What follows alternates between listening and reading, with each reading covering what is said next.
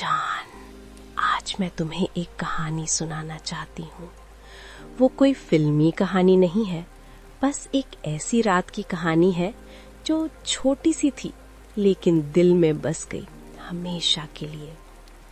वो रात शांत थी, बारिश अभी अभी रुकी थी और हवा में वो गीली मिट्टी की खुशबू थी जो सिर्फ मॉनसून के बाद आती है।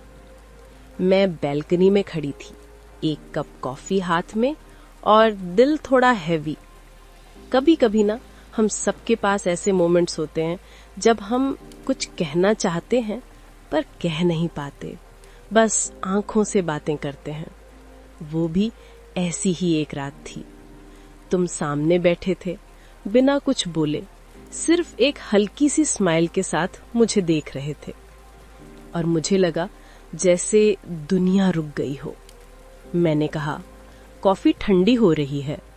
तुमने सिर्फ इतना कहा, तो रहने दो, मुझे बात करनी है। और मुझे लगा जैसे उस एक सेंटेंस ने मेरी सारी दुनिया बदल दी हो। तुम्हारी आंखों में वो सॉफ्टनेस थी जो शब्दों से भी गहरी होती है। वो एहसास, वो नजर आज भी मेरे दिल के कोने में चलती है जैसे कोई पुरानी मेलोडी। मैं हंसने की कोशिश कर रही थी पर दिल कहीं और था। तुमने पूछा क्या हुआ और मैंने सिर्फ इतना कहा, बस सोच रही हूं अगर हम कभी अलग हो गए तो। तुम चुप रहे। बारिश फिर से गिरने लगी और तुमने बस एक बात कही, जो दिल से जुड़ता है वो कभी अलग नहीं होता। उस मोमेंट में मुझे लगा जैसे शायद टाइम वहां रुक गया था। वो हवा, वो कॉफी की स्मेल, तुम्हारी आंखों की चमक, सब एक फ्रेम में बंद हो गया।